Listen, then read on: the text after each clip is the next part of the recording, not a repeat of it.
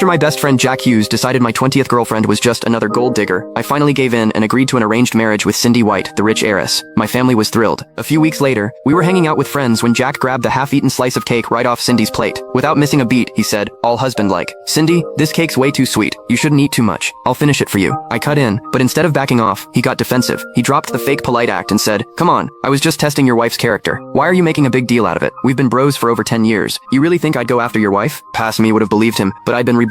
I grabbed the cake off the table and smashed it right into his face. "What kind of character do you have, testing someone else's? You're just my late driver's son. Quit pretending you're some rich heir. You're not just eyeing my wife. You've probably already figured out how to get her into bed." Everyone crowded around us. Jack's face went from red to white. It took him a few seconds to pull himself together. He wiped the cake off his face and said, "Shane, how can you talk to me like that? If I hadn't helped you screen out those 20 gold diggers over the years, would you have even been able to marry Cindy White?" Cindy frowned. She knew I dated other women before her, but I don't think she realized the number was that high. I smiled and stared right at Jack. Every single time I started dating someone new, you couldn't wait to swoop in acting like my best buddy and test them for me. Of course I was swapping girlfriends every 2 months. I never even touched any of those exes. You, on the other hand, probably slept with quite a few, didn't you? Here's the thing. Jack was my family driver's son. When I was in elementary school, that driver died saving my dad's life. His dying wish was that the Carters would look after his kid. My dad, grateful as hell, paid for Jack's entire life and let him live in our house. We grew up together and became the kind of friends who told each other everything. Jack would post my fancy cars, clothes, and vacations online, building this whole rich heir image for himself. I never called him out on it. I never imagined someone I treated like a brother couldn't stand to see me happy. In my past life, he got jealous that I was marrying a wealthy heiress, so he spread rumors that I was a total player. He seduced those 20 ex-girlfriends, and they ended up spiking my drink and taking naked photos of me just to get in his good graces. I couldn't take it. I jumped off a building. Only when I was dying did I find out the truth. Jack had been telling those girls he was the real heir to the Carter family. Afterward, he always played innocent. Shane, I seriously had no idea it would go that way. I just talked to her a bit, and she immediately showed her true colors. But hey, better we found out now, right? Who needs a gold digger like that? Then he'd act all distant, like it was all the women's fault. Just thinking about it now made me sick to my stomach. Jack glanced at Cindy with these teary, pitiful eyes. I never slept with any of them. I was raised strict, lights out by 10 p.m. every night. How could I do something like that? I've never even had a girlfriend. Same old act. In my previous life, he always played the innocent rich boy. I couldn't stand looking at his disgusting face anymore, so I stood up to leave. But Cindy pulled me back down. "Shane, Jack meant well. Let's just drop it. He was joking, and I'm not stupid. Don't worry. I'm not some party girl, let alone a gold digger." Yeah, I'd heard that before. All 20 of my exes swore they weren't gold diggers. Looks like Jack had already worked his magic. Fine. I wanted to see if Jack could handle the fallout of destroying my marriage into the White family. Cindy was the White family's only heir, so her friends all stepped in to smooth things over. "Come on, Shane. You're married to Ms. White now. You think she's gonna run off?" "Exactly. Jack's just looking out for you, that's all. Isn't Jack the brother you're always bragging about? Why would he hurt you? You've got a rich, gorgeous wife and a loaded best friend. We're all dying of jealousy. Just enjoy your life, man." I clenched my fist so hard I nearly cracked my back teeth. Somehow, I kept my mouth shut and sat back down.